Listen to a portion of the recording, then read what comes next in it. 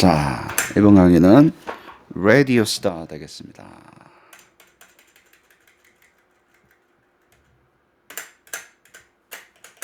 자, 월드뷰라고 그러죠. 세상을 어떻게 바라보는가, 세계관 같은 것부터 시작합니다. 야, 무슨 라디오 컨트롤하면서 세계관을 이야기하나. 지호쌤 기가 찬다 그러면서 웃는데, 뭐 어떻게든 엮어냅니다. 잘 보세요. 어떻게 엮어내는지 한번 봐. 아니 라디오 HTML 라디오 컨트롤 인풋 엘리먼트 하면서 무슨 세계관을 이야기하나 합니다. 세상은 어떻게 나누냐, 어떻게 바라볼 수 있냐 하면 선을 그어요. 쫙 그어 봅시다. 이제까지 우리가 세계를 나누는 여러 가지 방법이 있었는데 우리 학문은 이렇게 나눠요. 문과 이과로 나누잖아요. 그죠? 문과 이과로 왜 그랬을까? 보면 피지컬 월드를 다루는 것과 사이콜로지컬 월드를 다루는 철학적인 관점에 따라서 달라진 거예요. 그 중에 애매하게 수학이 이과예요, 문과예요. 굉장히 아규먼트가 있는 거예요, 사실은. 수학, 물리학도 마찬가지. 이게 문과일까 이과일까? 물리하는 사람들한테 물어봐. 공대라 그러면 엄청 싫어합니다. 공돌이더라 그러면 물리하는 사람들 얼마나 싫어하는데. 아니 우리는 사이언티스트라 그러고 이상한 용어입니다. 전산과도 전자공학과랑 전 그 컴퓨터 사이언스랑 굉장히 그 사람들 싫어하는 사람들 많아요. 컴퓨터 엔지니어들하고. 엔지니어링 퍼스펙티브하고 우리가 생각하는 사이콜로지컬 월드의 중간에 걸쳐져 있는 게 있기 때문에. 근데 우리 문돌이 문순이들은 짤없지. 우리 이제 사람에 대한 그리고 사이콜로지컬 월드가 뭐 개 사이콜로지를 이야기하는 게 아니잖아요. 사람의 사이콜로지를 이야기하는 거잖아요. 그래서 그쪽으로 나눠서 이렇게 전통적으로 봤어요. 근데 요즘에는 이제 뭐가 뜨고 있어요? 세상을 아날로그 세상과 디지털 세상으로 나누는, 그리고 아날로그 세상에 있던 것을 디지털 세상으로 가져오는 그 싸움을 지금 막 하고 있는 거예요. 근데 얘가 섞여져 있는 거예요. 막 physical world, psychological world에 대한 우리가 용어들 있죠. 정리했다 학문적인 거라. 그다음에 아날로그 세상에 있던 것을 디지털 월드로 갖고 오는 이 트렌드 있죠. 그게 막 혼재되어 있는 형태가 되니까 이게 지금 뭔 소리를 하고 있는 건지, 이게 과학인지 아닌지 테크놀로지인지 막 뭐 기술인지 학문인지 막 헷갈리는 거예요, 이게. 그래서 때려치우고 우리가 지금 해왔던 거는 뭐예요? 아날로그 세상에서 피지컬, 사이콜로지컬 월드에서 계속 해왔던 거는 뭡니까? 뭐 멘탈 헬스가 됐든 뭐 에듀케이션이 됐든 뭐에 대한 거였어요? 휴먼의 코그니션이나 나울리지나 인텔리전스나 뭐 스테이트 헬스에 대한 이슈에 대한 전문가예요. 예를 들면 홍상 교수님이 이제 멘탈 헬스에 대한 거니까 사람 거죠. 개 뭐 헬스를 이야기하는 게 아니잖아요. 그리고 피지컬한 헬스를 이야기하는 거, 멘탈 헬스를 이야기하는 거죠, 그죠? 그래서 사람도 물리적인 병이라고 굳이 하는 뭐 손가락 부러진 거 예를 들면 이쪽에 가깝죠. 그죠? 근데 그거는 이제 뭡니까? 칼제비들한테 고치라 그러고 아 그건 뭐 째고 뭐 고치고 해야 될 거 아니야. 그건 그 사람들 알아서 하는 거고 우리는 뭐 하는 거예요? 이쪽 부분을 하는 거예요. 이쪽 부분을 하고 있는 걸 알고 계십니다. 근데 지금 그 이슈는 지금 문제가 뭐냐 하면요. 자, 이거를 고치고 해결하고 할 때 뭘 만든 거예요? 머신 코그니션, 머신 나울리지, 머신 인텔, 그 AI라고 우리가 두리뭉실 이야기하는 마치 사람처럼 인식하고 사람처럼 생각하고 사람처럼 알고 있는 뭔가를 만들려고 하는 거 아니에요. 그걸 만들어 가지고 실제 사람의 지식이라든가 사람의 인텔리전스를 증강시키기 위해서 이쪽을 만들고 있는 거죠. 그죠? 돈 버는 사람들은 그냥 인간을 없애기 위해서 만들었다. 뭐 그건 상관없는데 우리는 뭘 하기 위한 거예요? 이걸 잘 만들어서 사람이 잘 알고 사람이 잘 똑똑해지고 하는 걸 하기 위해서 만든 거예요. 그거를 한다고 합시다. 뭐 하기 싫으면 말고. 그쵸? 어느 영역에서 뭔 일을 하고 있는지 좀 보시라고. 근데 이거를 만드는 방법이 AI라고 뭐 두리뭉실하게 이야기하는 방법이 전통적으로 어떻게 만들었었어요? 여러분 그냥 프로그램 짠다고 보시면 되는 거예요. 그거에 굉장히 사람처럼 사람보다 훨씬 계산도 빠르고 기억도 잘하고 기계들이 그렇잖아요. 사람은 까먹잖아요. 계산도 느리고. 근데 기계를 시켜놓으니까 어때요? 굉장히 정확하고 빠르고 아는 것도 많고 뭐 그렇게 된 거예요. 근데 전통적으로는 룰과 symbolic knowledge representation을 만들었는데 그 위에 뭐가 나왔어요? 데이터를 가지고 만드는 방법이 나온 거예요. 그래서 데이터 드리븐 머신 러닝을 만들어서 지금은 정점을 찍고 있는 게 large language 모형이니까 여러 가지가 있어요. large language 모형이 아니라도 데이터 가지고 만들 수 있는 게 많아요. 근데 large language 모형이라고 부릅시다. 근데 두 가지 방법이 있는데 핵심은 뭐라 그랬어요? 이 두 개를 어떻게 섞어 쓰냐라는 거예요. 여러분들이 repeat도 쓰고 함수도 쓰고 LLM도 쓰고 하는 게 두 개를 섞어서 융합시켜서 뭔가를 사용하는 거예요. 앱 만들 때 계산도 하고. 왜냐면 LLM 하나로만은 안 되니까 LLM끼리도 연결시키고, 그죠? 계산도 시키고 반복도 시키고, 반복시킬 때는 룰로 시켰잖아. 리피트 할 때는, 그쵸? 두 개를 하는 건데, 하는 거고, 이쪽 기계가 피지컬 월드에 있으면 뭐라고 불러요? 우리가 로봇이라고 불러요. 그거를 전산 똑같은, 내가 봤을 때는 그냥 기계인데, 그쵸? 소프트웨어 쪽에 있는 거를 AI라 그러고, 이쪽에 있는 거를 디지털 머시너리라 그러고, 이쪽을 뭐라 그래요? 미케니컬한 머시너리잖아요. 전통적인 로봇이잖아. 걔네들은 뭐에 집중해요? 얘네들이 뭐에 집중해요? 뭐 움직이고 가고 무슨 뭐 보고 뭐 여기에 집중하는 거예요. 근데 지금 이루어지고 있는 게 뭐예요? 얘 두 개가 합쳐지는 거예요. 근데 얘는 몸 같은 거잖아. 몸, 눈, 코, 다리, 몸통. 그죠? 그래서 이 피지컬 월드 쪽으로 들어갈 수 있어요, 없어요? 그래야지 들어가 있는 거 아니에요. 근데 그걸 갖고 와가지고 어쩌자라는 거예요. 판단하고 하는 거는 결국 얘가 해요. 아무리 뛰어나봤자 그래봤자 쇳덩이라고. 그죠? 이 쇳덩이가 제대로 하기 위해서 얘 두 개를 합치는 작업인 거예요. 지금 벌어지는 모든 일들이 이쪽에서 돈 되는 것들은 얘 두 개 합치는 작업이에요. 그까지는 이해가 되죠? 요 로봇하고 인조 인간 로봇, 옛날에는 어땠어요? 그 속에 사람이 들어가서 막 이렇게 했었잖아. 어? 그게 아니고 뭐예요? 지가 스스로 판단하고 하는 거를 얘를 쓰는 거예요. 이 속에 두 개가 있는데, 그러면 잘 보세요. 전통적으로 뭘로 만들었다 그랬어요? 심볼릭하고 룰 베이스드에 있는 형태로 이루어져 있어요. 근데 얘가 아날로그 세상에 있는 사람하고 인터랙션을 해야 될 거 아니에요. 사람이 뭐라고 주어야지 계산을 하든 뭐 SEM을 돌리든 무슨 뭘 어쩌고 하든 심볼릭 월드로 넘어야지 처리를 해낼 수 있을 거 아니에요. 제가 뭔 말인지, 사람이 기계한테 뭔가 인풋을 해줘야 되잖아요. 그죠? 그때 뭘 썼냐 하면 심볼릭하고 룰 베이스 되어 있는 형태로 들어오게끔 measurement라고 여기도 하고, 이거 인포메이션 프로세스를 해야 되는데 굉장히 엄격한 형태로 들어올 수밖에 없어요. measurement 전공이 이거였다고. 이거야, 이거. 별거 없어요, 보면. 아니, 수치화를 시켜야 될 거네, 계량화를 하고. 그러니까 맨날 뭐 라이커트 스케일이 어떻고 뭐 저떻고 무슨 뭐, 그게 왜 그렇게 파퓰러하냐면 심볼릭하고 룰 베이스드 처리를 할 때 그렇게 안 주면, 인간의 인풋을 그렇게 안 주면 안 되니까 억지로 무슨 서베이 만듭니다, 도구 만듭니다 하면 막 찍어라, 뭐 예스 노를 해라, 맨날 그 작업을 했던 거예요, 우리가. 그래야지 이 디지털 월드로 넘어 수학의 세상으로 넘어오잖아요. 그래서 수치적인 해석이 가능했었다고.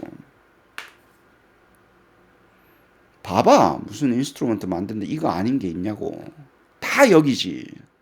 누가 주는 거예요? 사람이 주는 거예요. 아날로그 세상에 있는 사람이 줄 때 이렇게밖에 줄 수가 없어. 뭔 처리를 하려면. 근데 이렇게 된 걸 가지고 뭐 해서 로봇도 만들고 했었다고요. 그러니까 뭘 해라, 프로그램을 짜라, 어째라 저째라 뭐. 기계한테 줄 때도 여기는 이거는 이제 미케니컬한 기계고 이건 디지털 기계죠. 머시너리인데. 그리고 옛날에는 근데 뭐가 나왔습니까? 갑자기 얘가 나왔잖아요. 라지 랭귀지 모형이 나왔을 때 잘 보세요. 이 친구한테 왜 이렇게 파격적이냐 하면 주는 것도 뭐예요? 내가 기계한테 주는 것도 뭐예요? 심볼릭하게 줄 필요가 없어 이제. 기계한테 줄 때도 뭘로 줘요 우리가? 프롬프트가 뭘로 이루어져 있어요? 성준쌤 마이크 켜놔라. 끄지 마라. 뭘로 줘? 응? 기계한테 지시할 때 프롬프트가 뭘로 이루어져 있어? Natural Language로 이루어져 있잖아. 그 걔가 막 나한테 돌려주는 것도 뭐야? 내가 읽어보면 알 수 있는. 물론 그림도 그리고 소리도 내지만 일단 글을 써서 만든다니까. 프로그램 짜가지고 내부적으로는 처리하는 거는. 그쵸? 언어라고 하는 심볼 체계로 돼 있기 때문에 아니 그럼 내추럴 랭귀지가 사람한테 내추럴해요? 안 내추럴해요? 내추럴하지. 그래서 좋은 거예요. 이게 대박을 터지기 시작한 거라고.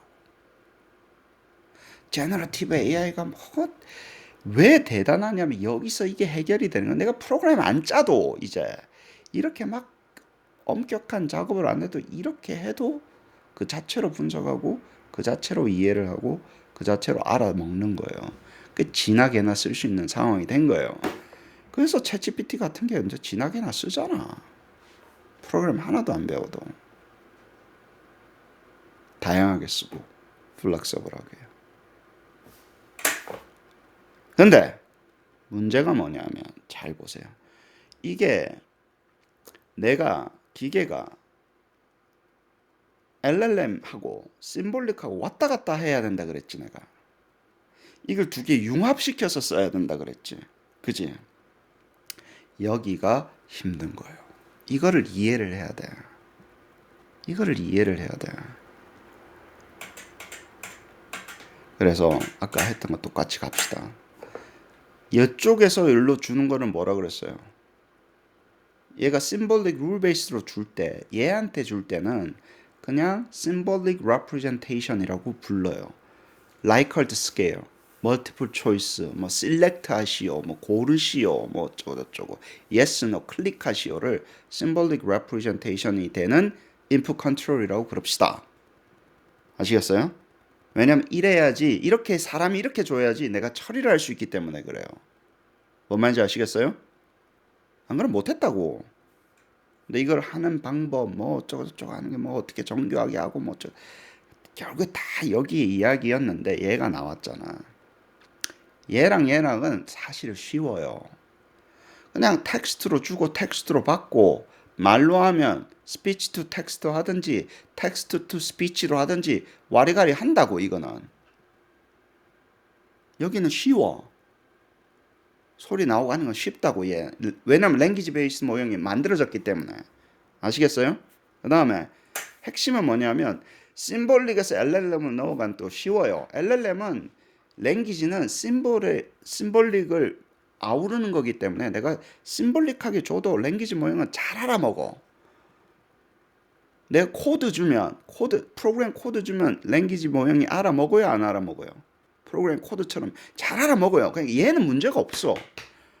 내가 얘한테 줄 때 스키매틱하게 줘도 심볼릭한 AI를 만들어가지고 얘한테 줄 때는 상관이 없어. 근데 어디서 박 터지냐면 얘인 거야. 심볼릭 AI도 유용해요, 안 해요? 뭐 반복한다거나 계산하거나 유용해요, 안 해요? 유용하다고. 그것도 써야 돼. 라지 랭귀지 모형한테 심볼릭 해야 되는 일을 뻘짓을 시키면서 뻘짓이 나가는 거예요, 자꾸. 파이썬 코드를 짜가지고 해야지. 그쵸? 근데 어디서 박 터지냐 하면 LLM이 코드를 짜서 주거나 LLM의 결과를 LLM 자꾸 말로 써내려 가잖아. 근데 언어라는 거는 이렇게 형태가 딱 정해져 있어야 아니면 무궁무진해요. 무궁무진하다고. 근데 심볼릭은 그러면 안 돼. 3, 4. 요 안에서 딱딱 나와야지. 그걸 가지고 뭐 스코링을 하든 뭐 리핏을 하든 뭐 매핑을 하든 if문을 쓰든 뭐 그럴 거 아니야. 얘가 너무 자유스럽게 주니까 심볼릭 아웃풋 컨트롤이 필요했던 거예요. LLM에서 받을 때 문제인 거야. 여러분이 뭐 결과를 냈어. 이게 3점인지 2점인지 말로는 써내는데 왜냐면 얘가 리핏 돌리잖아요. 우리가 야 스코링 해봐. 스코링을 해요. 내가 한 번 하면 안 된다 그래서 내가 뭐라 그랬어요? 여러 번 하라 그러지. 그래서 스코링을 3 할 때는 2 할 때는 3 했는데 그게 숫자로 딱딱 줘야 되는데 숫자로 안 주지. 말로 주잖아 자꾸. 그러니까 평균을 낼 수 있어요 없어요? 못 내요. 못 내. 그러니까 뻘짓하는 거 오토매틱 스코링 하는 사람들이 앉아가지고 뭘 해결을 해야 될지를 모르는 거야 지금. 반복도 안 하고 그냥 되긴 되는데 할 때도 있고 뭐 다를 때도 있습니다. 이따위 소리 하니까. 근데 문제점이 뭐냐면 반복까지는 괜찮아. 5번 하세요. 괜찮다니까. 평균 내야 될 거 아니야. 그쵸? 그러려면 숫자만 줘야 된다고 해 얘가. 지금 인풋 컨트롤과 아웃풋 컨트롤을 잘 보세요. 스키마틱하게 바뀌어야지 심볼릭 룰로 올라가는 거예요. 다시 한번 더 이야기할게요. 이거는 누가 줄 때요. 누가 누구한테 줄 때 이야기야 성존세. 이런 걸 줘가지고 우리가 컨트롤하면 누가 누구한테 줄 때. 에게 줄 때. 기계에게 줄 때. 그쵸? 그때 하니까 사람의 인풋 컨트롤이에요. 사람이 저쪽에 가는 인풋의 컨트롤인데 그죠? 그죠? 요런 거가 이미 스탠더다이즈가 되어 있어요. 요거를 라디오라 그러고 얘를 체크박스라 그러고 얘를 셀렉트라 그러고 얘는 특별한 케이스인 거야. 라디오나 뭐 셀렉트의 케이스인 거야. 끄고 켜고 하는 거 있죠. 이렇게 다 돼 있지 않아? 가만 봐. 프로그램 봐. 다 이거지. 이걸로 다 이루 아니면 텍스트 우리 인풋하는 것 좀 이렇게 하나 뭐 비밀번호 넣으시오. 이 세상의 모든 인풋이 이걸로 이루어져 있다고. 창에 말 때려넣고 모든 인풋이 창에 말 때려 넣는 거는 너무 이게 자유도가 높기 때문에 그거 제외하고는 텍스트 박스에 때는 다 이거잖아. 다.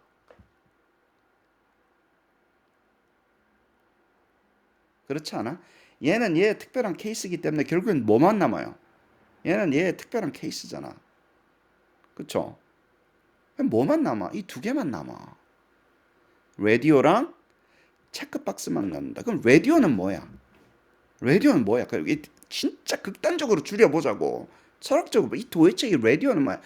내가 프리디파인드 된 리스트 안에서 하나만 선택하고 체크박스는 뭐예요? 내가 준 요 안에서 멀티플로 선택해. 그거밖에 없어. 생각해보면. 내가 준 것 중에서 하나만 선택해. 내가 준 것 중에서 여러 개 선택해. 그거밖에 없어요. 기가 막히지 않아? 사람이 기계하고 대화를 하는데 막 때려 넣는 텍스트 말고는 이거밖에 없어. 이거 외에 다른 게 있으면 나한테 알려줘. 다른 거 모든 것들은 이거의 변종일 뿐인 거예요. 누가 누구한테 줄 때? 사람이 기계한테 줄 때. 왜 이렇게 줬어야 돼? 이전까지의 기계는 뭐였다고? 심볼릭한 룰 베이스드 기계였기 때문에 처리를 할 때 그렇게밖에 처리가 안 돼. 지금도 그거 쓰고 있고. 이래야지 수치화도 되고 뭐도 되고 뭐 분석이 된다고. 심지어는 우리 뭐예요? 뭐 1점, 2점 이렇게 해서 주잖아. 라이커 스케일처럼. 디스크리트하게.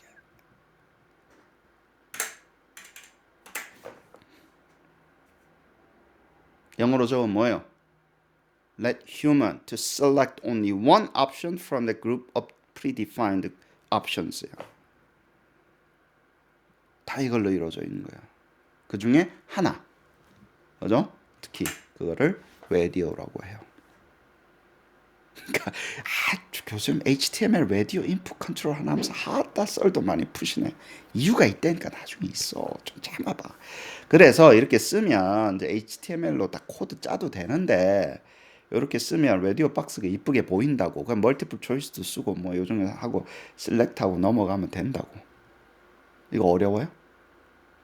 어렵지 않아요. 이렇게 쓰면 요 첫 번째는 뭐예요? 이 라디오의 이름. 라디오의 이름. 두 번째는 뭐예요? 라디오 위에 나오는 질문, 스템 같은 거. 그 다음에 뭐예요? 리스트로 주면 라디오의 옵션이 돼서 이렇게 보인다. 요거 외우세요. 외워야 됩니다. 이거는 딸딸딸딸 외우세요. 진짜로 유용하고 나중에 여러분의 삶을 아름답게 해줄 수 있습니다. 외우는 게. 셀렉트는 똑같으니까 라디오랑 똑같으니까 그냥 넘어가겠습니다. 그래서 셀렉트는 많이 안 다뤄요. 라디오의 어떤 그냥 간단한 변종이기 때문에. 근데 셀렉트가 좋을 때도 있으니까 뭐 이렇게 매일 길어지면 막 화면에 다 나와야 되잖아. 라디오 옵션들이 막 성윤쌤 만드는 거 막 학생 200명 200명 아이디 중에 하나 선택하시오. 셀렉트로 안 만들고 라디오로 만들면 이만 큼 길어져야 되니까 스페이스에 대한 UI에 대한 이슈지. 주는 정보는 똑같다고요. 그죠? 그다음에 넘어갑시다. 그러면 내가 앞에 선택하는 것까지는 쉬워. 불러와야 될 거 아니에요. 그 사람이 선택한 걸 불러와야 될 거 아니야. 아까 선택한 걸 불러와서 기계한테 줘야 될 거 아니야. 어떻게 주는지 여기 진짜 잘 보세요. 화면 공유가 아직까지 안 돼 있어. 세상에나. 자, 이렇게 코드를 짜면 잘 보세요. radio라고 짰죠? year라고 짜고 what year you are in 하면 질문처럼 나오고 이렇게 나와요. 여기까지 이해가 되죠? 반드시 슬래시 하셔야 됩니다. 라디오 컨트롤. 이게는 이제 룰 베이스잖아. LLM한테 주는 게 아니라고. 룰 베이스니까. 그래 놓고 하면 요렇게 나와요. 그래서 내가 프레시맨을 선택하고 서밋을 누르면 기계가 알아야 되잖아. 사람이 뭐라고 선택했는지. 그죠? 기계가 알아야 돼요? 몰라야 돼요? 기계가 알아야 되죠? 그죠? 그거를 할 때 radio ear 그 이름을 찍으면 두 번째 턴에서 찍으면 이렇게 보여요. 이거는 이제 찍은 값을 한번 심볼릭 턴으로 보여준 거예요. 한번 찍는다는 용어를 써요. 다시 한번 더 말씀드릴게요. 유저가 선택을 하면 기계가 알아야 될 거 아니에요. 유저가 거기서 레드에서 뭐라고 선택을 했는지. 그래서 선택을 하고 서밋을 클릭을 하게 되면 결국에는 값이 저장돼 있어요. 메모리에 저장돼 있는데 불러와야 될 거 아니에요.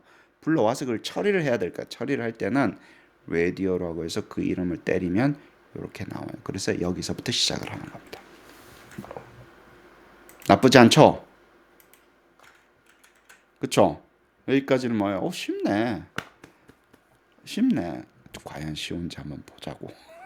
그러면 이제 갖고 온 걸 가지고 이제 어떻게 처리하는가에 대한 이슈가 많이 있는데 여러분 멀티플 초이스 할 때 그레이딩을 할 때 map이라는 함수를 쳐서 처리를 합니다. 멀티플 초이스 이그잼이 굉장한 간단한 거예요. 근데 map이라는 함수를 좀 잘 아셔야 되는데 구조를 말씀드릴게요. map은 radio하고 map을 외워버려야 돼요. radio는 뭐예요? radio의 이름, 질문, 그 다음에 옵션, 리스트로 이루어졌다. 세 개의 아규먼트로 이루어졌다. map은 이 value가 어떤 value가 이런 시나리오면 이런 값들을 리턴을 해줘가 map이에요. 어떤 value가 이런 시나리오로 들어오면 이런 값들을 리턴을 해줘가 이그잼플 그거예요. 여기 이그잼플을 보는 수밖에 없어요. 자, 어떤 값이 들어왔어요. TU1에서 어떤 유저가 TU1에서 뭐를 입력을 해줬어요. 잘 보면 하면 이런 시나리오로 들어오면 요렇게 대답해준대. 서커로 들어오면 2를 리턴하고 베이스볼이라고 하면 3을 리턴하고 basketball이라고 그러면 4를 리턴하고 이도저도 아니면 마지막에 5를 리턴해줘 라고 하는 if문이 굉장히 if case if라고 하는 용어인데 case if 문이 구현된 거예요. 그중 case if 중에 두 개만 있으면 if만 되죠. 그래서 요렇게 되면 soccer라는 값이 있으면 soccer라는 값이면 2점이고 그래서 얘 디멘션 하나 많아야 돼요. 이도 저도 아니면 마지막 게 있어야 되기 때문에 끝에 있는 여기의 디멘션은 한 디멘션이 무조건 높아야 돼요. 안 그러면 에러가 나요. 처리가 안 되는 거예요. 그러면 이제 그레이딩 같은 걸 할 수 있어요. 이 저것만 선택해. 그 선택한 값이 정답이면 1점, 나머지는 0점 이렇게 처리. 서커가 오면 1점이고 베이스볼이나 바스켓볼이면 빵점 처리해 주세요. 이도 저도 아니면 또 빵점 처리. 그럼 1 빵빵빵 적으면 그레이딩 같은 게 됩니다. 스코어링 같은 게 돼요. 멀티플 초이스에 대해서. 혹은 true라고 보여주세요. 뭐 false라고 보여주세요. 얘가 유저들이 이렇게 선택하라 그러잖아요. 예를 들어서 여러분들이 mental health area를 선택하십시오. 선택을 하면 mental health area를 선택한 거에 해당한 거에 대한 무슨 처리를 해야 되면 다음번에 어떻게 처리 매핑을 해놓잖아요. 그 매핑을 여기서 처리를 할 수 있는 거예요. 이 챕터 1을 하게 되면 요 정보를 불러주세요. 챕터 2를 선택하게 되면 요 정보를 불러주세요를 여기서 이렇게 처리를 해가지고 맵으로 할 수 있습니다.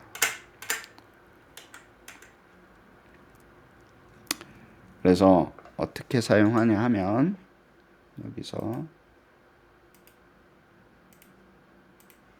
자 보세요. How to use map function with radio 하면 첫 번째 이렇게 돼 있죠. 선택을 했죠. 요걸 봅시다. 불러왔어요. radio ear를 불러와요. 이 값이 ear에 들어가 있으면 ear는 똑같은 거예요. freshman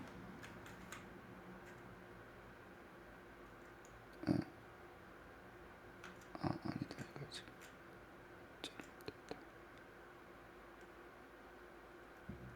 코드가 잘못됐네.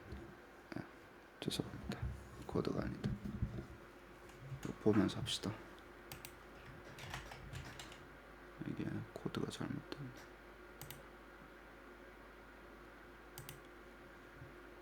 죄송합니다.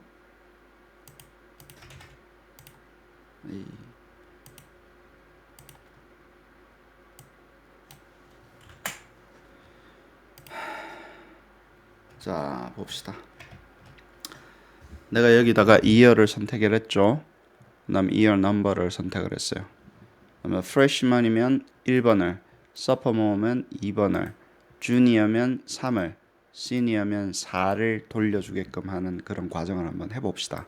간단하게.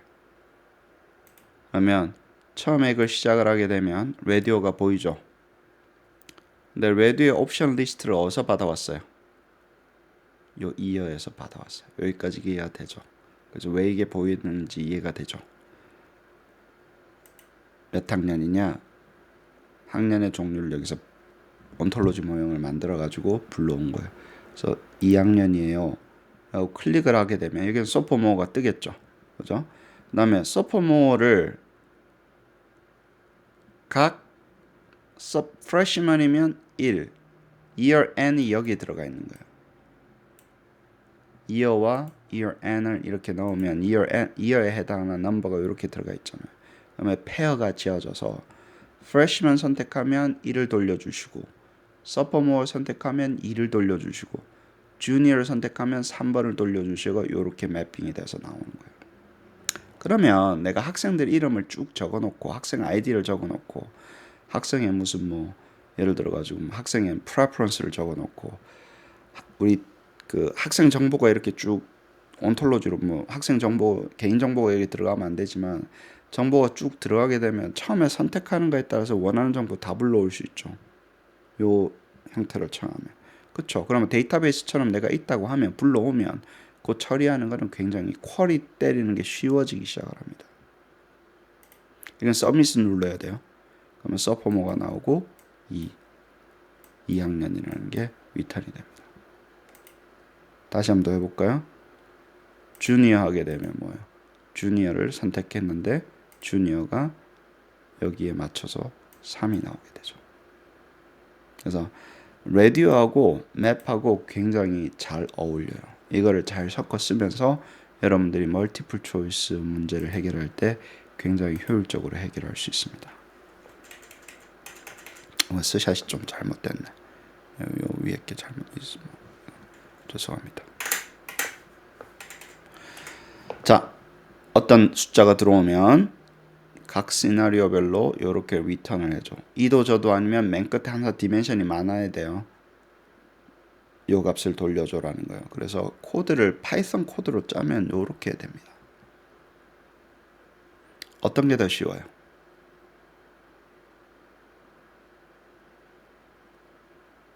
왜냐면 이렇게 처리해야 될 게 굉장히 많잖아. 이 시나리오로 되면 이렇게 해달라. 어떤 게 쉬워요? 뭐 간단한 거는 상관이 없어요.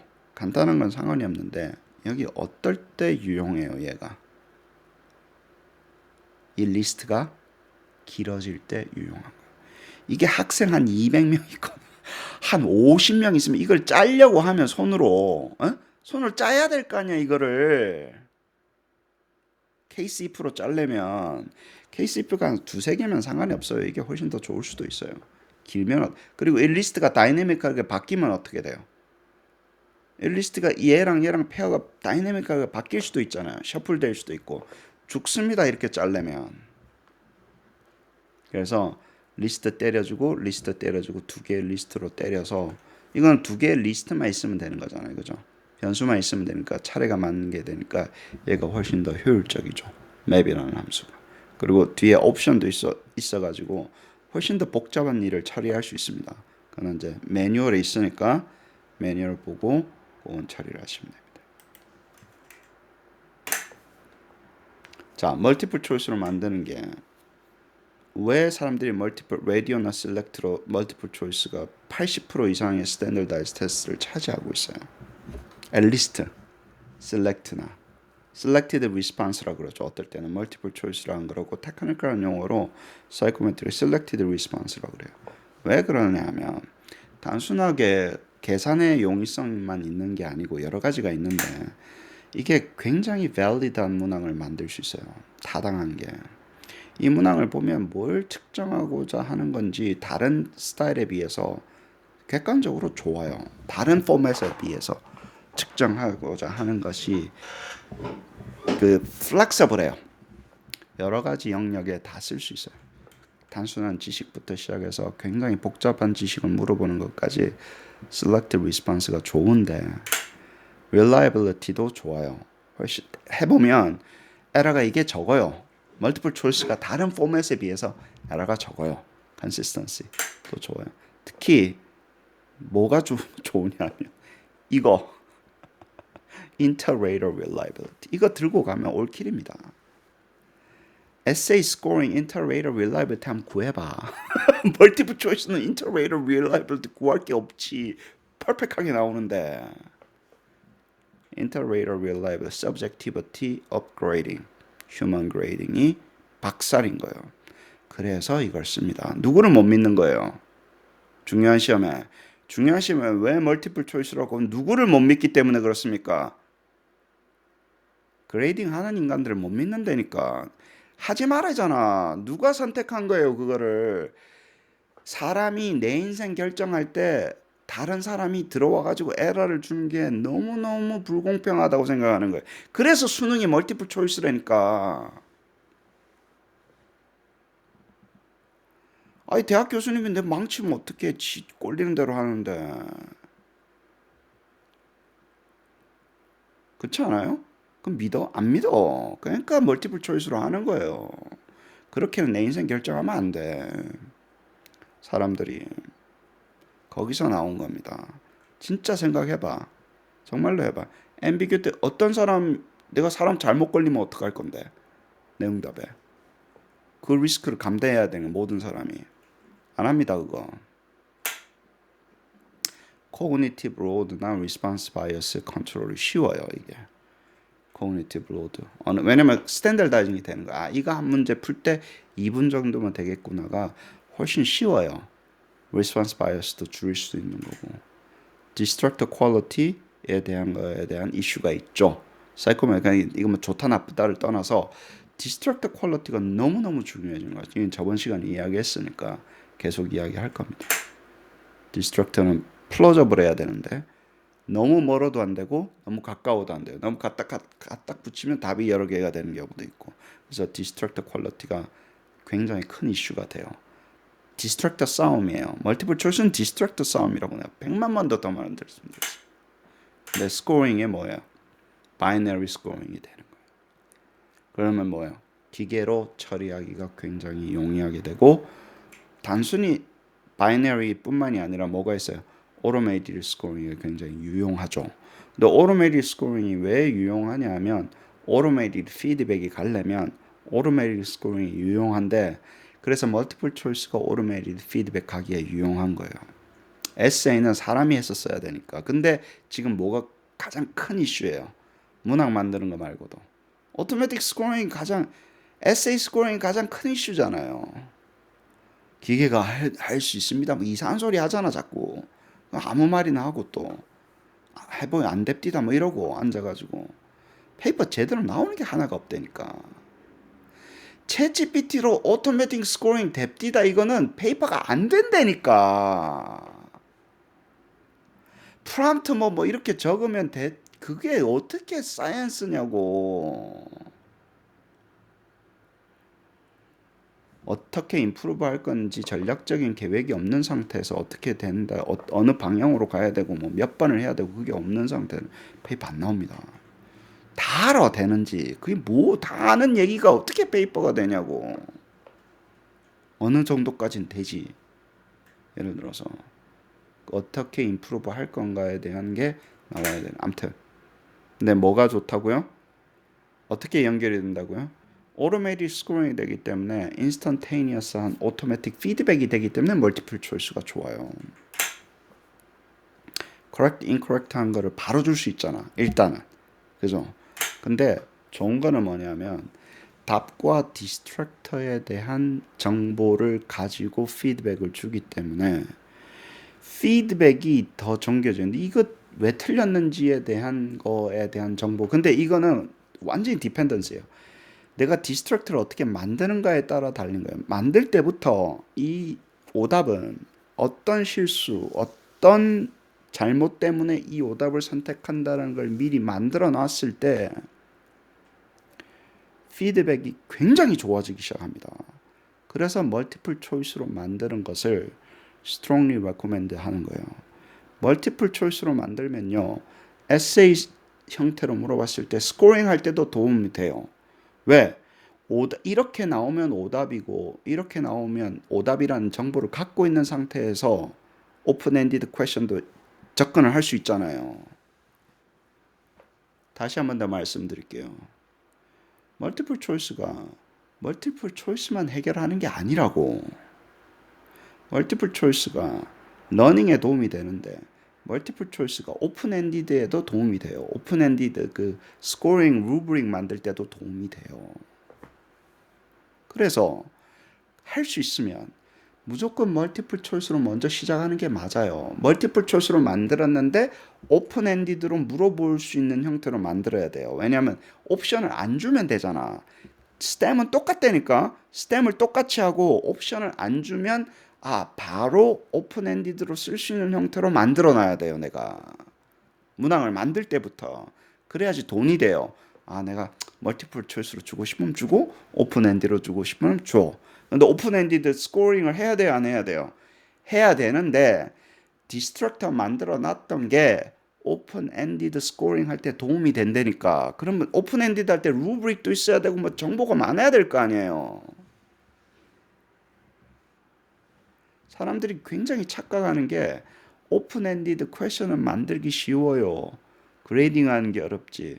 딱 지 수준으로 이야기하는 겁니다. 오픈엔디드 퀘션 만들 때도 정교하게 만들어야 돼요. 그래야지 스코링이 잘 돼. 그냥 아무 루브릭이나 주고 아무거나 쓰라 그러고 뭐 아무거나 루브릭이니까 GPT한테 시키니까 네가 아무거나 시켰잖아. 그러니까 아무거나 나오는 거야. 아무렇게나 나오고.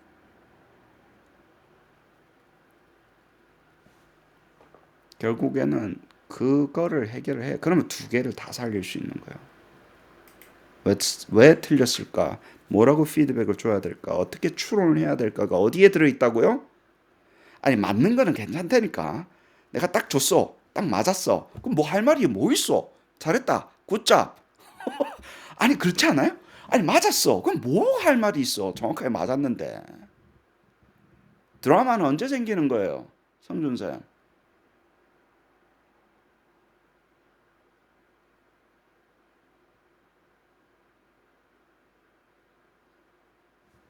틀렸을 때 생기지. 맞았을 때는 없지. 틀렸을 때 생기는 거야. 틀렸을 때는 뭐야? 기계가 뭘 알아야 돼? 첫 번째, 어떤 게 틀린 거지? 알아야 돼? 몰라야 돼? 어디까지 한 게 틀린 거지? 그럼 디스트랙터 속에 뭐가 틀린 건지에 대한 예제가 잘 들어가 있어? 없어?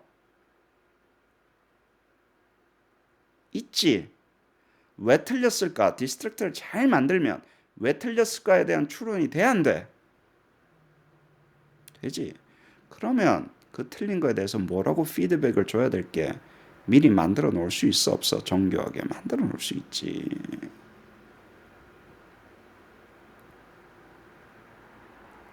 그래서 디스트랙터를 잘 만드는 것은 내가 피드백을 잘 주고, 그치? 심지어는 뭐까지 도움이 된다고? 오픈엔디드 퀘션을 그레이딩 할 때까지 도움이 된다고. 그래서 내가 뭐 오토매틱 스코어링 잘하고 싶어요. 뭐 그게 대박이라면서요. 뭐 그게 길이래. 여기 뭐 구자재생은 졸업 논문으로 그뭐 하신다며 계속 하고 있습니까? 예. 그러니까 그렇게 하는 사람도 있다니까 지금. 몇 명이 지금 오토매틱 스코어링과 졸업 논문 수준으로 하는데 기본기에 충실해야 돼. 기본기에. 문항을 만드는 게 뭔가에 대한 기본기고 기본을 닦는데 뭐가 좋다고? 심지어는 좋을 때 멀티플 초이스가 굉장히 유용합니다. 오답의 케이스를 쭉 나열해봐. 가능한 오답. 그 사지선다형만 국한될 필요 뭐 있어. 한 10개쯤 해봐. 그래놓고 각 오답에 대해서 뭐라고? 왜 이게 오답일지 설명 다 만들어 놓고 명시적으로. 그거 밸리데이션 해놓으면서 멀티플 초이스도 쓰고 서머티브도 쓰고 포머티브도 쓰고 오픈엔디드도 쓰고 그렇게 되는 거야. 그러면 이거 라디오라고 만드는 것이 라디오라는 문항 같은 거 하나 만드는 게 사이코메트릭 임플리케이션이 굉장히 커집니다. 기계 쪽에서 할 때. 다음에 활용 점점 갑시다. 아까 뭐라고 그랬어요, 내가? 사람이 기계한테 주는 것뿐만이 아니고 받은 거 기계가 처리하는 건 쉬워요. 라디오로 주면 기계가 처리하기 쉽죠. 매핑이나 딱딱 해가지고 쉽지. 자, 그럼 어디서 결판이 난다 그래서 기계가 기계한테 줄 때 이게 이슈인 거예요. 심볼릭 기계가 심볼릭 기계한테 줄 때는 쉬워 그거는. 근데 뭐가 LLM이 얘한테 줄 때 대박 터지는 거야. 자, 이걸 해봅시다. 첫 번째 읽어봐봐. 옵션은 포지티브, 네거티브 둘 중에 하나야. 이건 그럼 누가 얘가 이 말을 읽고 뭐라 그래요? 무드를 파악하라는 거죠. 턴 1은. 그치? 포지티브인지 네거티브인지. 그 다음에 두 번째는 뭐예요? TU1이니까 TS1이니까 똑같은 짓이에요? 안 똑같은 짓이에요? 똑같은 짓인데 똑같은 짓을 하는데 여기 뭘 해놨어? Few-shot output list로 해서 줬어. 그치? 그 얘기는 뭐예요, 내가? 얘가 기계가 얘한테 얘 기계로 줘야 될 거 아니야, 그지? 예. 이 결과가 나올 때 아웃풋 컨트롤을 하기 시작하는 거예요. 내가 기계한테 야 멀티플 초이스로 대답해 라고 이야기한 거예요. 해봅시다. 백문이 불여 일 뭐라고 봐야 알 거 아니야. 여러분들은 아직 미디엄이 많이 부족하기 때문에 머릿속으로 상상하라 그러면 또 자 돌려봅시다. 첫 번째 턴은 어떻게 나와요? 이렇게 나와요. 두 번째 턴은 어떻게 나와요? 파지티브만 나옵니다.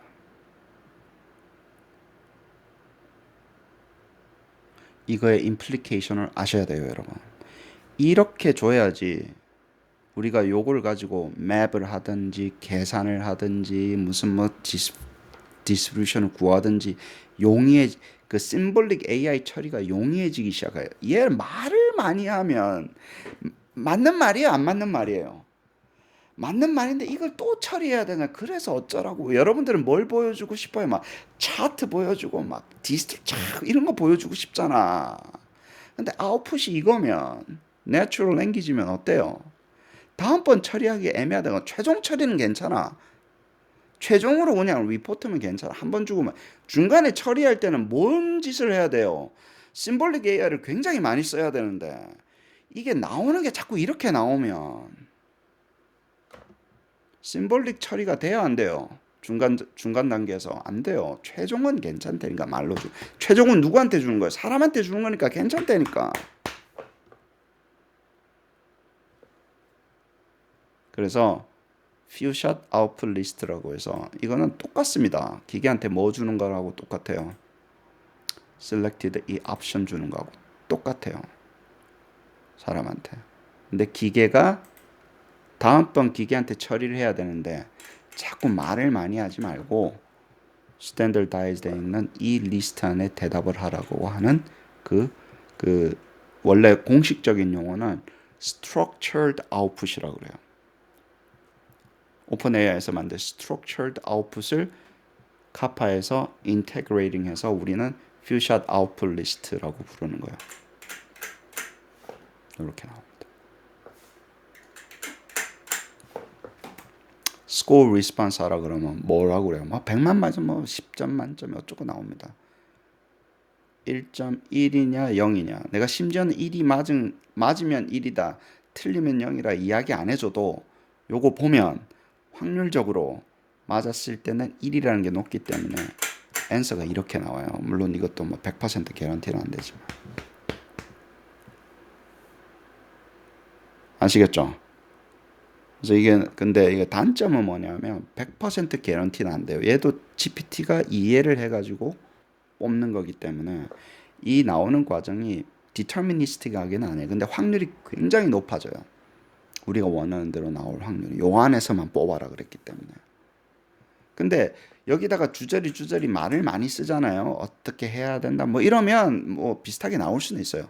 여기도 말을 많이 쓰면. 근데 말을 많이 써야 돼. 절대 다른 말은 해서는 안 돼. 약속해줘. 꼭 0이나 1 둘 중에 하나만 해야 돼. 거기다가 또 여기 넣으면 안 돼. 뭐 이런 거 어쩔 때는 또 이렇게 붙여서 넣는다. 여기 이거 뭐냐 이거 쿼트도 넣으면 안 돼. 부탁해줘를 엄청 해야 됩니다. 뭐 핑클도 아니고 뭘 자꾸 핑키 나가 부탁해줘 계속 해야 돼요. 이렇게 하면 코드가 굉장히 정갈하게지기 시작합니다. 확률이 굉장히 높아져요. 심볼릭 처리를 할 때. 아시겠죠? 심볼릭 처리가 용이하게 되니까. 그거는 뭐라 그랬어요? 다시 한번 이야기하면 어디에서 어디 가는 거라고? 기계가 다음 턴으로 기계가 아웃풋을 주는 것을 옵션 박스를 넣어서 주는 거하고 똑같아요. 요 안에서만 선택해. 그쵸? 아웃풋의 스페이스를 정했기 때문에 심볼릭 처리가 굉장히 용이해지기 시작합니다. 예전은 뭐 인풋 받는 거 위주로 했는데 예전은 몇 개 있으니까 한 번씩 보시면 됩니다. 아시겠죠? 그래요. 여러 가지 예제 있는데 해놨고 라디오 스타를 이렇게 보시면 돼요. 여러분들이 단순하게 인풋 받는 걸로 끝나는 게 아니라 뭐라고요? 사람과 기계, 기계하고 기계가 어떻게 커뮤니케이션해서 와리가리를 할지, 특히 여기서 우리가 가장 중요한 걸 모르게 다룬다 그랬어요. 사람한테 받은 인풋을 처리하는 것뿐만이 아니라 기계가 아웃풋을 처리할 때도 너 라디오로 줘 라고 이야기하는 그것이 어떤 임플리케이션을 가지는지 잘 아셔야 돼요. 그게 얼마나 큰 힘을 가지는 건지를 알아야지 여러분들이 이 프로그램을 하면서 진짜로 하이 퀄리티 애플리케이션을 만드실 수가 있는 거예요. 특히 기계가 처리한 것을 스트럭처도 돼 있는 아웃풋으로 나오게 하는 거. 진짜로 큰 겁니다.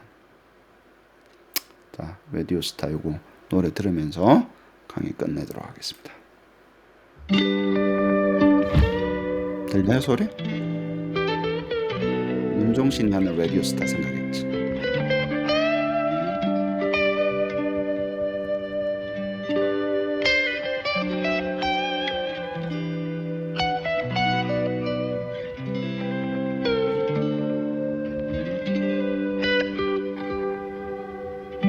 이젠 당신이 그립지 않죠. 보고 싶은 마음도 없죠.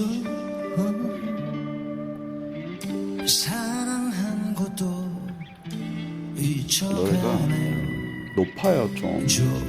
불러보시면 본키로 부르면 알수 없는 안성기 봐라.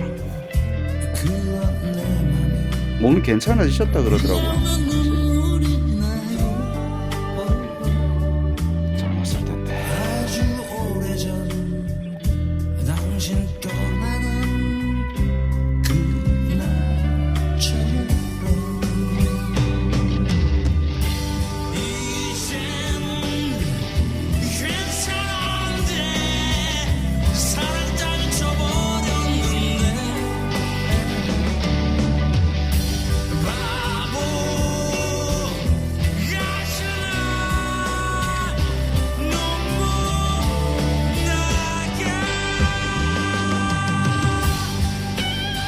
눈물 나게 여기까지 봅시다. 감사합니다.